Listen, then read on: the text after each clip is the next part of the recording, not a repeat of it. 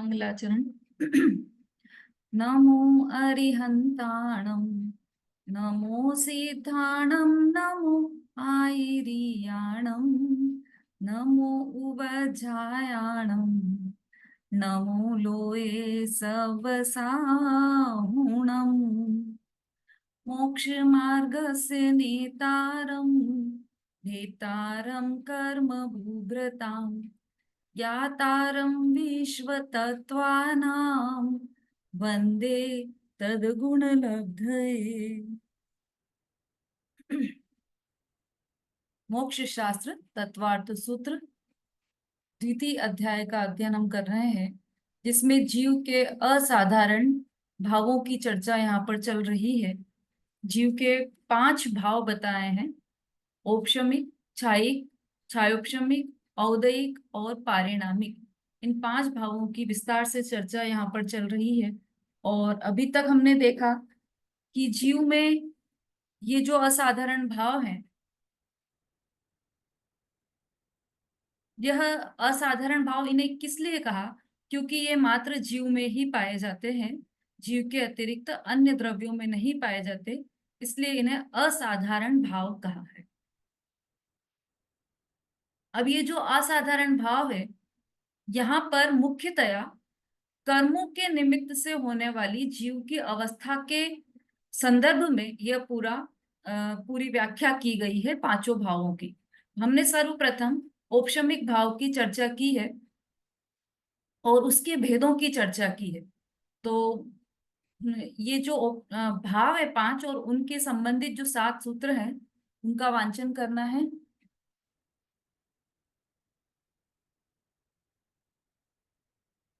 नमिता जी। जय जिनेन्द्र दीदी।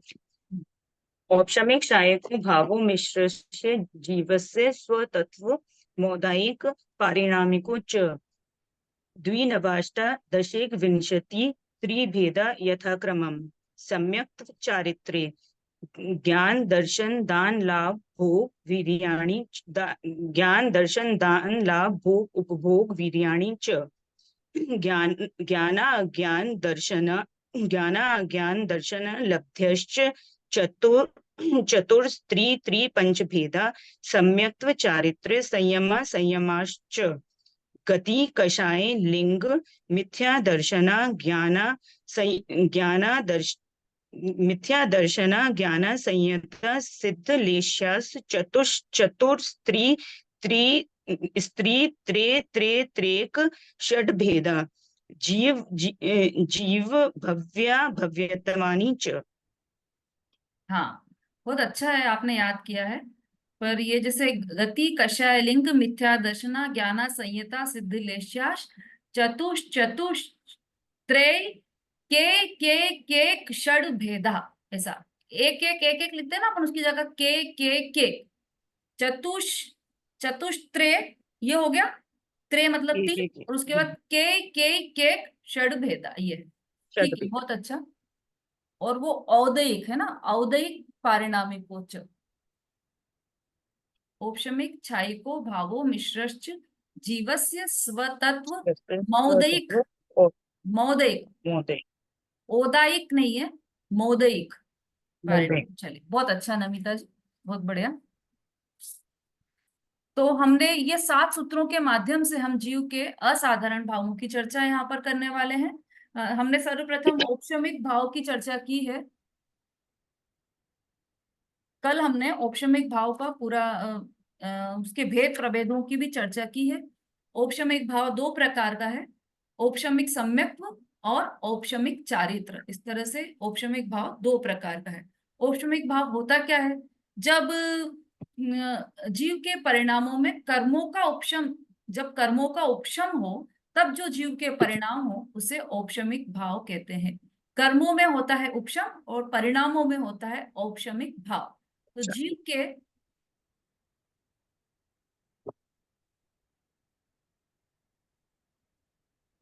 कर्मों का उपशम, ये जीव का औपशमिक भाव है। और ये 2 प्रकार का है: औपशमिक सम्यक्त्व और औपशमिक चारित्र। औपशमिक सम्यक्त्व का क्या अर्थ बताया था? कि जब जीव अपने ही, देखिए आप इसमें भी है रामजी भाई वाली, पुस्तक में भी एक बार वैसे कल पढ़ लिया था हमने, पर एक बार उसको रीड करके आगे बढ़ते हैं।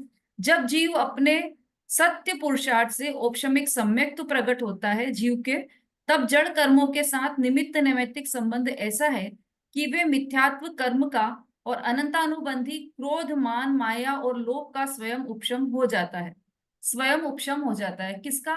मिथ्यात्व का और अनंतानुबंधी क्रोध मान माया लोभ का। ये 5 प्रकृतियों की बात की थी हमने कल। 7 भी प्रकृतियों का उपशम होता है। कैसे होता है वो कल चर्चा हम कर चुके हैं। अनादि मिथ्या दृष्टि जीवों के तथा किसी सादी मिथ्या दृष्टि के मिथ्यात्व की 1 और अनंतानुबंधी की 4, इस प्रकार कुल 5 प्रकृतियां उपशम रूप होती है। और शेष सादी मिथ्या दृष्टि के मिथ्यात्व, सम्यक मिथ्यात्व और सम्यक प्रकृति, यह 3 तथा अनंतानुबंधी की 4, यो कुल 7 प्रकृतियों का उपशम होता है। जीव के इस भाव को औपशमिक सम्यक्त्व कहा जाता है। ये औपशमिक सम्यक्त्व की चर्चा की थी हमने। औपशमिक चारित्र कब होता है और औपशमिक चारित्र में कितनी प्रकृतियों का उपशम होता है, तो यह भी आप सब अच्छी तरह से समझ चुके हैं कि औपशमिक चारित्र में चारित्र मोहनीय संबंधी 21 प्रकृतियों का उपशम होता है।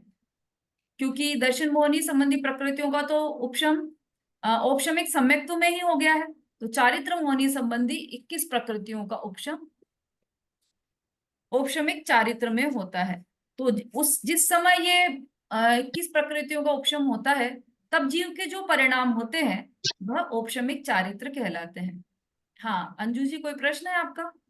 जय जिनेन्द्र दीदी, हम्म, हमें जो उसमें एक चारित्र है ना, जैसे चौथे में भी हो जाता है क्या?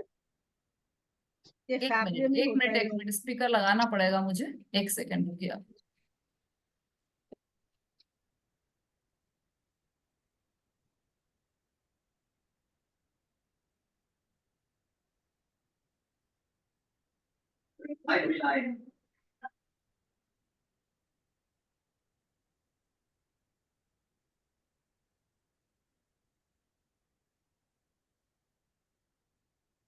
हाँ जी बोलिए। हाँ जी, औपशमिक चारित्र दीदी आप बता रही ना कि औपशमिक चारित्र है ना, तो चौथे में भी हाँ जो होता है तो अनंतानवंदी का 4 का हो गया। अनंतानवंदी या क्रोध मान माया लोग, अनंतानवंदी 4 का हो गया। और फिर मतलब 7वें स्थान में फिर दोबारा होता है क्या जी? मेरी समझ नहीं में नहीं नहीं, अरे समझ औपशमिक चारित्र अलग है और औपशमिक सम्यक्त्व अलग है। तो सम्यक्त्व तो ये चतुर्थ दोनों। गुण स्थान में ही हो गया। हाँ हाँ। जब चतुर्थ नहीं गुण स्थान में चार। सम्यक्त्व हुआ, औपशमिक सम्यक्त्व, तब 5 प्रकृतियों का उपशम हुआ। हाँ हाँ। नहीं तो चारित्र मतलब 7वें गुण स्थान में होता है क्या? हाँ, 7वां कहें या 8वां कहें, 7वें का जो सातिशय अप्रमत्त स्थान है, गुण स्थान है, उसमें होता है। या ये कह लीजिए कि 8वें गुण स्थान में ये जब श्रेणी चढ़ता है, तब इसका प्रारंभ होता है और इसकी पूर्णता 11वें गुण स्थान में होती है। तो इसलिए 11वें गुण स्थान में उपशम चारित्र कहा है, औपशमिक चारित्र कहा है। आपने 21 प्रकृतियां बताई, मैं फिर एक बार और बता दीजिए कौन कौन सी? हाँ हाँ, 21 प्रकृतियां मोहनीय की है। चलो देखो, यहाँ कोई भी बता देगा। कौन बताएगा? किससे याद हो गया 21 प्रकृतियां मोहनीय कर्म की? आरती जी बोलिए। दीदी 4 अप्रत्याखान और 4 प्रत्याखान की और 4 संजुलन की, ऐसे 12 कसाए और 9 कसाए, ऐसे मिलके 21 जो मोहिनी कर्म की प्रकृतियां होती हैं उनका उपसम होता है। ठीक है, बहुत अच्छा। ये 21 प्रकृतियों का उपशम होकर तो जीव के कौन से परिणाम हुए जब इन 21 प्रकृतियों का उपशम हुआ तब? ये औपसमिक चारित्र होता है, औपसमिक भाव होंगे। हाँ, औपशमिक चारित्र, इस तरह के परिणाम जीव के होंगे। औपशमिक भाव हुए या औपशमिक चारित्र हुए। ठीक है अंजू जी, 21 प्रकृतियां समझ में आ गई आपको? हाँ नहीं वो तो आगे जी, मतलब अपने 7वें के बाद ही होगा, मतलब पहले यही है ना? चारित्र है ना, 7वें गुण औपशमिक स्थान। चारित्र, हाँ। हाँ पहले नहीं होता है, मतलब उसी के बाद ही होता है। पहले तो सम्यक तो हुआ ना, चतुर्थ गुण स्थान तो सम्यक तो का गुण स्थान है। तो चतुर्थ गुण हाँ वो स्थान तो में औपशमिक सम्यक तो हुआ, तब 5 प्रकृतियों का उपशम हुआ। फिर जब औपशमिक हाँ वो चारित्र हुआ, जब श्रेणी चढ़ने लगा जीव, तब औपशमिक चारित्र हुआ, तब उसे 21 प्रकृतियों का उपशम हुआ। उपशम हुआ, क्षय नहीं हुआ। अभी अभी केवल उपशम ही हुआ है, क्योंकि इसीलिए इसका नाम औपशमिक चारित्र है। चलिए, अब हमने इसके बाद अगले सूत्र में हमने देखा था द्विनवाष्टा दशेक विंशति त्रिभेदा यथा क्रमम 2, 9 और 18 और 21 और 2, 9, 18, हाँ 2, 9, 18, 21 और 3 हो गए 5। 9, अष्टादश 18, 1 21 और 3, इस तरह से ये भेद बताएं। तो हम उसमें सबसे पहले औपशमिक भाव के कितने हुए, तो द्वि मतलब 2। औपशमिक भाव के 2 भेद हैं, औपशमिक सम्यक्त्व और औपशमिक चारित्र। इसकी चर्चा हम कल डिटेल में कर चुके हैं, बहुत अच्छी तरह से इसकी चर्चा हो गई है। अब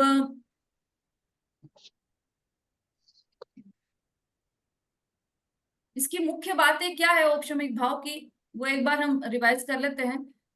देखो, औपशमिक सम्यक्त्व तो हो चाहे औपशमिक चारित्र, दोनों ही निर्मल परिणाम है। मतलब कितने निर्मल परिणाम है कि छायिकवत निर्मल परिणाम है दोनों में ही। औपशमिक सम्यक्त्व में भी छायिक सम्यक्त्व जितने निर्मल परिणाम है, औपशमिक चारित्र में भी छायिक चारित्र जितने निर्मल परिणाम है, दोनों ही। पर दोनों ही परिणाम अंतर मुहूर्त के लिए हैं। ठीक है, एक बात तो ये औपशमिक सम्यक्त्व और औपशमिक चारित्र दोनों ही छायिकवत निर्मल है और अंतर मुहूर्त के लिए है, एक पॉइंट। दूसरा पॉइंट, औपशमिक भाव पहले श्रद्धा और फिर चारित्र गुण की पर्याय में होता है, इसीलिए औपशमिक सम्यक्त्व और औपशमिक चारित्र का अपन ने देखा अलग अलग। तीसरा पॉइंट है, ज्ञान दर्शन वीर्य की पर्याय में औपशमिक भाव नहीं होता है, क्योंकि वो उपशम नहीं हो सकते। किसमें होता है, केवल मोहिनी कर्म का ही उपशम होता है। तो बाकी के 7 में, ये तो अपन ने लिख चुके हैं पहले आप लोग, बाकी के 7 कर्मों में उपशम नहीं होता, एकमात्र मोहिनी कर्म का ही उपशम होता है। अब मेरा आपसे ये प्रश्न है, क्योंकि मैंने पहले ही कह दिया था कि मैं इस बारे में आपसे प्रश्न पूछूंगी। जो हे गे उपादेय है, ये जो हमने औपशमिक भाव समझा है, यह हे है, उपादेय है या गे है? और को कारण सहित बताना है आपको।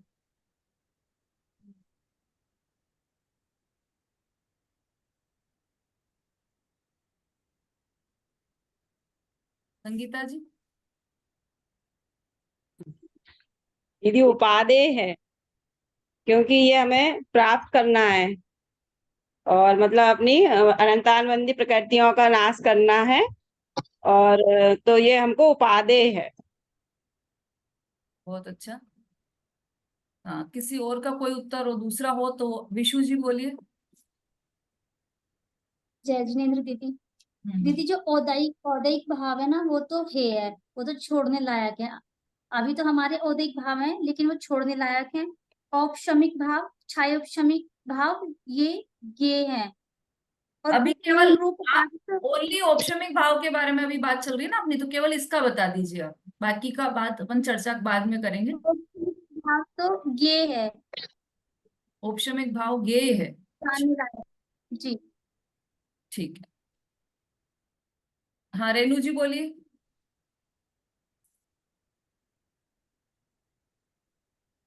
दीदी औपशमिक भाव तो हे होने चाहिए, क्योंकि हमें खाली औपशमिक भाव में ही थोड़ी टिकना है, हमें तो उससे बढ़ के शायिक में जाना है। बहुत बढ़िया, ये एक और अलग एंगल है। हाँ जी, सरिता जी बोलिए। दीदी औपशमिक भाव तो उपादेय है, ग्रहण करने योग्य है, क्योंकि वो औपशमिक भाव से ही धर्म की शुरुआत होती है, और यही आगे जाके छाया के उसमें बदल जाएगा, छायिक भाव में बदल जाता है। तो ये तो उपादेय है, मतलब एक बार रिजर्वेशन हो जाता है इससे, जैसे आपने बोला था ना रिजर्वेशन हो गया, ये तो उपादेय ही रहेगा, ये रिजर्वेशन है अपना। ठीक है, हाँ जी। यही मैं ही बोलना चाह रही थी दीदी कि तो उपादेय, क्योंकि इसी से तो धर्म की शुरुआत औपशमिक भाव। होती है, सबका फिर यही, बाद में तो ठीक है, सबका यही उत्तर है क्या, औपशमिक भाव उपादेय है? अधिकतर लोगों का ये, किसी का, बाकी सब लोग हैंड्स डाउन कर लीजिए जिनका ये उत्तर है, और जिनका कुछ डिफरेंट उत्तर, जैसे एक उत्तर आया रेणु जी का, कुछ डिफरेंट है वो। ऐसा किसी का और कुछ डिफरेंट हो तो हाँ बोलिए कुंद प्रभा जी।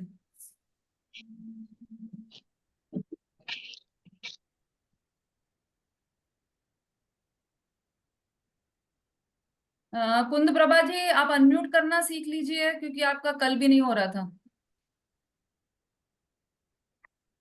हाँ दीदी, जय जिनेन्द्र। हाँ जी हाँ बोलिए।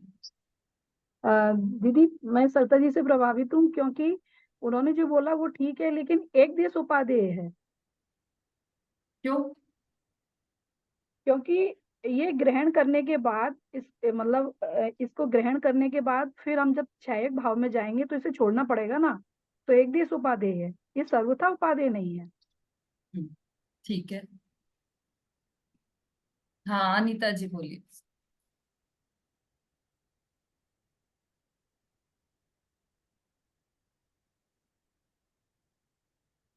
अनीता जी दोसा।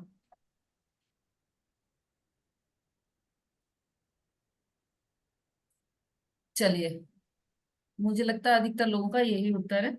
आ, देखिए, उत्तर सभी का सही है, एंगल अलग अलग है ना। कुछ लोगों ने कहा है हे है, किसी ने कहा है उपादेय है। तो दोनों ही अपेक्षा सही है। क्यों है अपेक्षा दोनों सही? इसलिए जो कुंद प्रभा जी ने अभी लास्ट में कहा, एक देश उपादेय है। आश्रय करने ग्रहण करने के लिए एक देश उपादेय है। क्यों है? क्योंकि जैसे हम अगर उदाहरण पर जाएं, तो ये औदिक औक्षमिक भाव के लिए क्या उदाहरण लिया था हमने, कि ग्लास में सारी गंदगी नीचे बैठ गई और ऊपर निर्मल जल है। तो वो निर्मल जल जल तो हम पी सकते हैं, लेकिन वो जो कीचड़ है उसमें, तो मतलब उस गंदगी का पूर्णतः नाश नहीं हुआ है उस पानी में से। तो हम तो यही चाहेंगे ना कि गंदगी पूर्णतः निकल जाए, सत्ता में से भी चली जाए गंदगी। तो एक देश उपादेय इसलिए है कि ग्रहण करने योग्य है, और उपादेय इसलिए है कि ग्रहण करने योग्य है, और एक देश उपादेय इसलिए इसलिए है क्योंकि उसमें भी पूर्ण निर्मलता नहीं है, मलिनता है। ऐसे ही जीवों के भावों में भी यदि देखें, तो औपशमिक भाव जो है वह सम्यक्त भाव है, सम्यक्त का भाव है। धर्म का प्रारंभ औपशमिक भाव से होता है, इसलिए ग्रहण करने योग्य है, क्योंकि इसी भाव के आश्रय से ही मुक्ति मार्ग में आगे बढ़ा जा सकता है। लेकिन चूंकि इस भाव में अभी पूर्ण निर्मलता नहीं है, अभी कर्म सत्ता में है, कर्मों का नाश नहीं हुआ है, इसलिए यह भाव भी छोड़ने योग्य है। इस अपेक्षा से इसे एक देश उपादेय कहा है। दूसरी बात, यह क्षणिक है भाव, इसलिए भी यह उपादेय पूर्णतः उपादेय नहीं है, इसलिए यह क्षणिक भाव है। ऐसा औपशमिक भाव के बारे में, तो इसलिए इसे एक देश उपादेय कहा गया है, पूर्ण उपादेय नहीं है।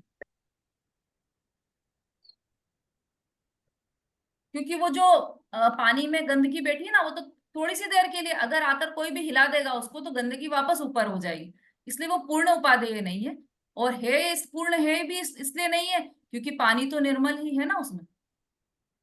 धर्म की शुरुआत में हाँ वही वही बात है, धर्म की जय शुरुआत जिनेन्द्र दीदी। सम्यक्त की प्राप्ति। हाँ बोलिए। दीदी, तो इसको एग्जैक्ट किस एंगल से लेंगे हम? एक देश एग्जैक्ट क्या उपादेय, बोलेंगे कि एक देश उपाधि? उपादेय है। एक देश उपाधि। हाँ, अच्छा।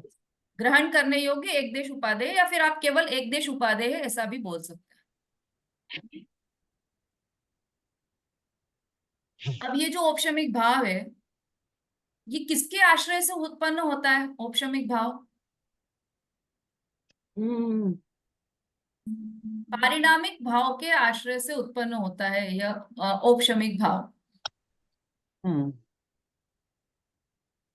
जैसे ही पारिणामिक भाव का आश्रय लिया, वैसे ही जीव का विकार दूर होना प्रारंभ हो जाता है।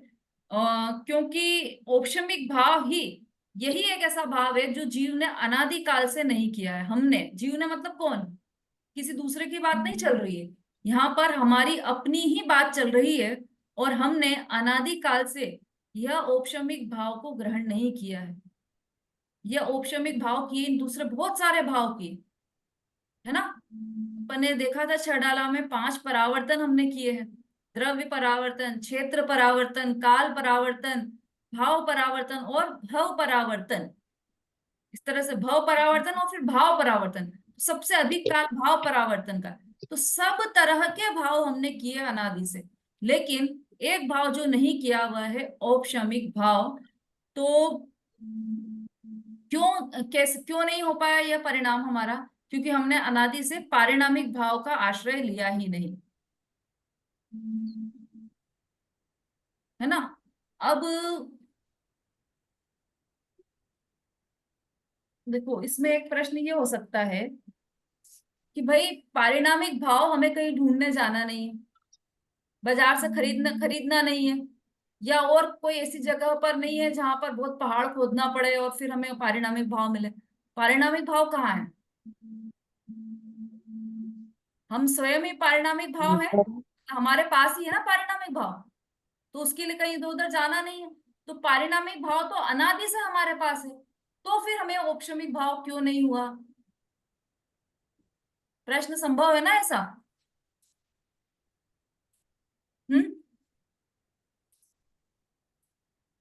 देखो,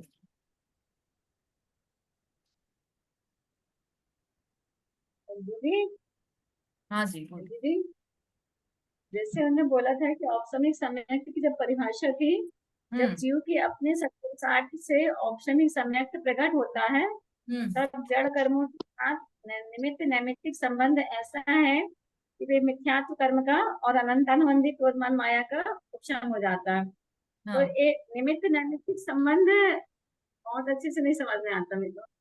अच्छा, ठीक है। हाँ, क्या है ना, कुछ लोग तो स्वाध्यायी हैं, उन्हें कर्म का भी मतलब कर्म शब्द का भी अर्थ पता है। कुछ लोग नए भी हैं जिन्हें इसलिए मुझे पता नहीं था कि आप लोगों को निमित्त नैमित्तिक संबंध नहीं पता है, वो भी मैं अभी बता देती हूँ।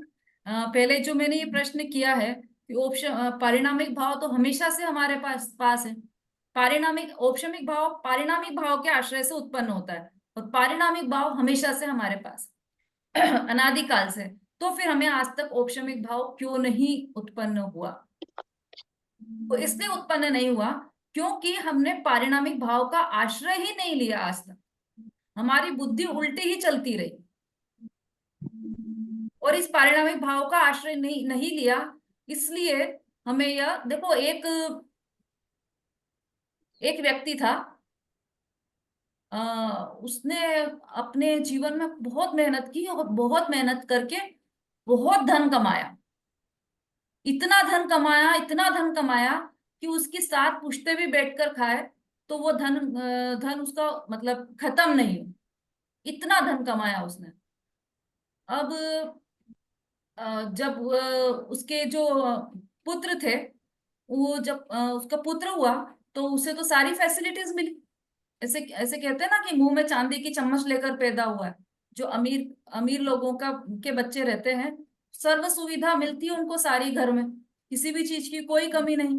तो वो बच्चा हो गया आलसी।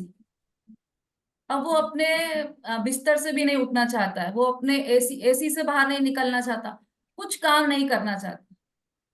जब पिताजी ने ऐसा देखा कि अरे ये तो मैंने जो सुविधाएं दी है वो तो सुविधाएं इसके पतन का कारण हो रही हैं, तो उन्होंने अपना एक दिमाग लगाया और उन्होंने क्या किया कि जितना भी धन था उनके पास, वो सारा धन लेकर वो गए और बहुत दूर जंगल में एक गड्ढा खोद दिया। तब तो बैंक वगैरह नहीं होते थे और ये डिजिटल लॉकर वगैरह भी नहीं होते थे तब। तो उन्होंने क्या किया कि जंगल में जाकर एक गड्ढा खोदा, और उसमें उस गड्ढे के अंदर वो सारी अपनी जो जो धन था उनका, सारे आभूषण घर के और जितना भी रुपया पैसा था वो सब उस गड्ढे के अंदर दबा दिया, और उसको अंदर अच्छे से ढककर और चले गए घर। अब बेटे से बोला कि बेटे ने बोला कि मुझे ये चाहिए, मुझे चाहिए, कि पैसे ही नहीं है घर में। तो अब थोड़े दिन तो ऐसे चला और फिर पिताजी का देहांत हो गया। अब वो जो लड़का था उनका, अब उसे टेंशन हुई कि अरे अब आज तो खाने का हो गया, कल मेरे पास खाने के लिए क्या बचेगा? कुछ भी नहीं है मेरे पास खाने के लिए। हाँ लतिका जी, क्या नाम है बेटे का?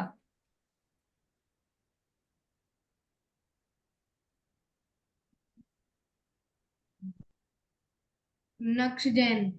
हाँ, लक्ष्य। स्टोरी समझ में आ रही है आपको? स्टोरी चल रही हाँ। है ना? तो क्या हुआ कि वो उस बेटे को, मतलब उस लड़के को कुछ भी मतलब ये लगने लगा कि मुझे कुछ ना कुछ तो करना पड़ेगा, कुछ कमाई तो करना पड़ेगी।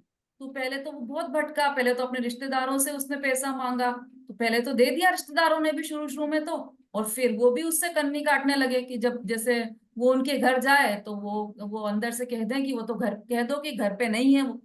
ऐसे धीरे धीरे रिश्तेदार भी कन्नी काटने लगे। अब रिश्तेदारों ने भी पैसा देना बंद कर दिया, तो उसने घर के सामान बेचना चालू कर दिया। अब वो घर के सामान भी खत्म होने लगे। तब उसे टेंशन हुई कि अब क्या करें। तो उसने बहुत जुगाड़ करके एक रिक्शा लिया किराए से, और वो रिक्शा चलाने लगा। साइकिल रिक्शा चलते थे ना पहले, तो वो साइकिल रिक्शा चलाने लगा। वो रोज खूब मेहनत करता, पसीना पसीना हो जाता, भरी दोपहर में, जैसे आजकल गर्मी चल रही है ना, इसी गर्मी में भी वो रिक्शा, साइकिल रिक्शा चलाता और खूब पसीने में होकर घर पहुंचता शाम को। तब उसे खाना खाने को मिलता। रोज इतनी मेहनत करता वो। एक बार क्या हुआ, उसके पापा के एक फ्रेंड थे, तो उन्होंने उस लड़के से कहा कि अरे तुम रिक्शा चला रहे हो? तो उसने बोला कि हाँ, मैं तो रिक्शा चला रहा हूँ, मुझे तो अपने घर की रोजी रोटी कमाना है, तो मुझे तो रिक्शा चलाना ही पड़ेगा। तो वो बोले कि अच्छा, बोले आप इसमें आश्चर्य क्यों कर रहे हो? कि उन्होंने बोला कि मैं इसमें, अपन थोड़ा शॉर्ट कर लेते हैं, कि मैं इसलिए, मुझे इसलिए आश्चर्य हो रहा है कि जो तुम्हारे पापा थे, उन्होंने इतना धन कमाया था कि तुम्हारी कई पीढ़ियां भी बैठकर खाए तब भी वो धन खुटे नहीं। तो फिर तुम्हें रिक्शा चलाने की जरूरत क्यों पड़ गई? वो और ज्यादा आश्चर्यचकित हो गया कि नहीं नहीं, जितना धन था पापा के पास वो तो सब खत्म हो गया पहले। अब तो घर में कुछ भी नहीं है। यदि मैं दिन भर काम नहीं करूं तो मुझे शाम को घर पर खाना नहीं मिलेगा, इसलिए मुझे ये काम करना ही पड़ेगा।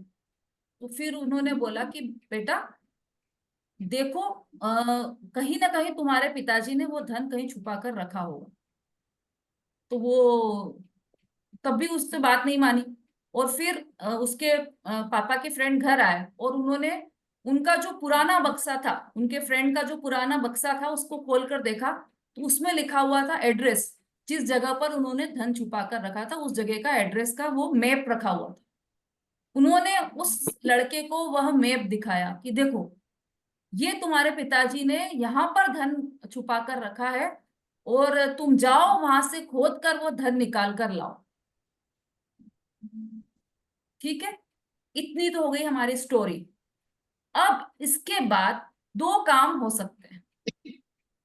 इतना सब होने के बाद दो काम हो सकते हैं। एक, पहला काम कि लड़के ने अपने अंकल की बातों पर विश्वास नहीं किया, पापा ने जो मैप दिखाया था उस पर विश्वास नहीं किया, और ये बोला कि अरे ये तो सब कहने की बात है, ऐसा कुछ नहीं होता है, ऐसा कुछ नहीं होगा, धन होता तो पिताजी यहाँ नहीं रख कर जाते, सब कहने के बाद। एक बात। दूसरी स्थिति क्या बन सकती है कि वह लड़का तुरंत जाए वहां पर, जो मैप दिया उसके सहारे जंगल में जाए, और वो 3 हाथ जमीन खोद कर, जैसा उसमें एड्रेस दिया था, 3 हाथ जमीन खोदे, और वहां से जो धन संपत्ति उसकी गड़ी हुई है उसे निकाले, और फिर क्या हो जाए,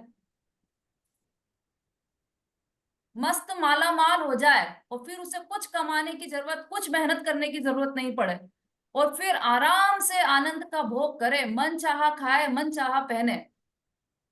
और लक्ष्य की भाषा में कहे तो रोज एक नया वीडियो गेम खरीदे, है ना? अब उसको कोई कमी नहीं है, तो उसे क्या करना चाहिए दोनों स्थिति में से? चलो अब लक्ष्य से ही पूछते हैं। दोनों स्थिति हमारे सामने है, उसमें से उसे क्या करना चाहिए?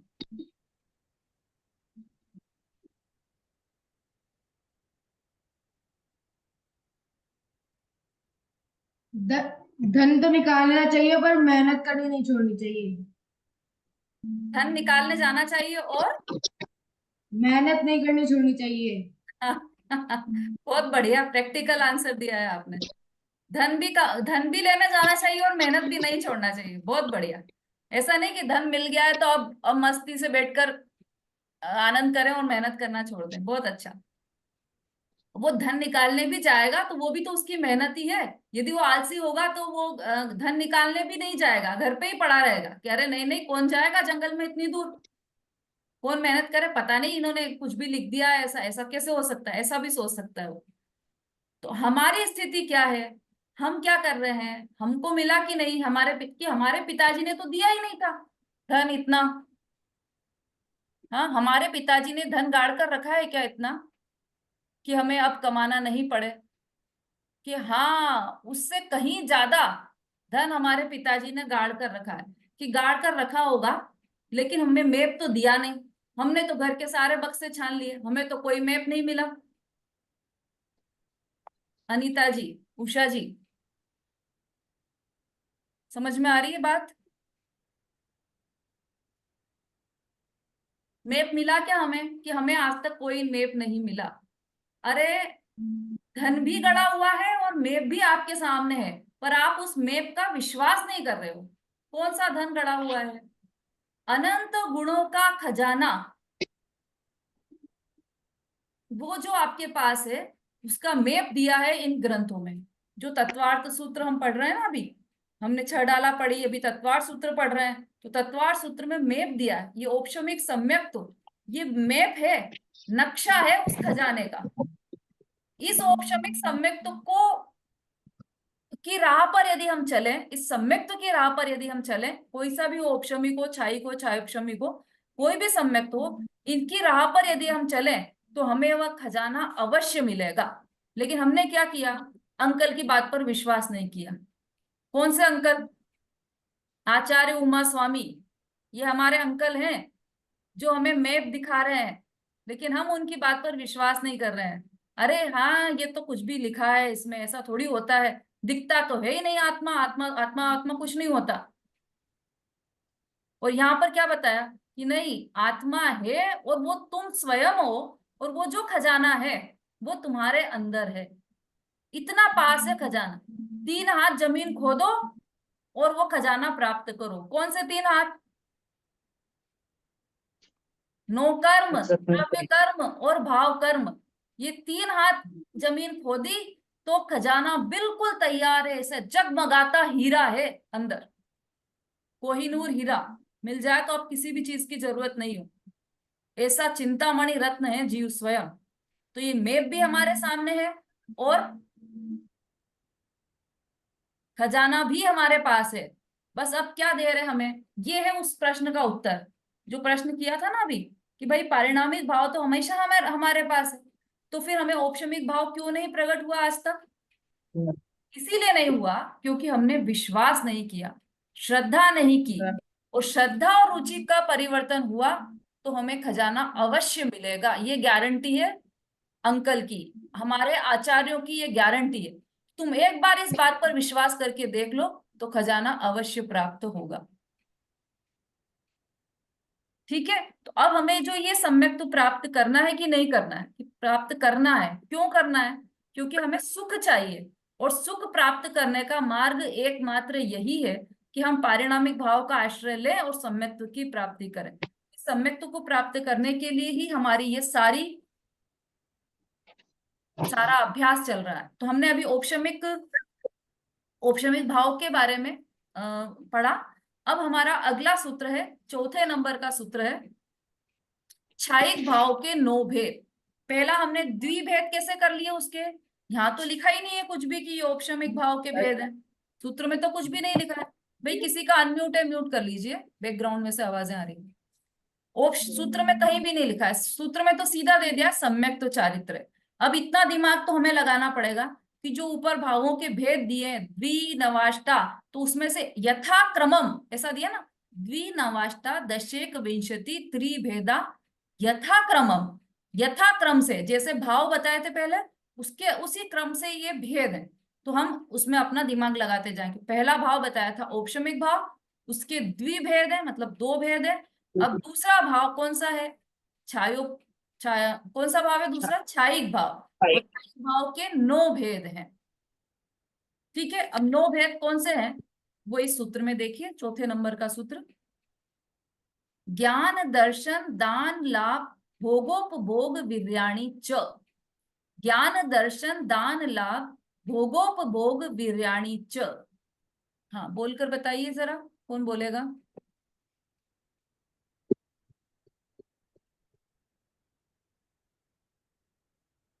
इंदु प्रभा जी बोलिए। हाँ, वीडियो ऑन कर लीजिए अपना और फिर बोलिए।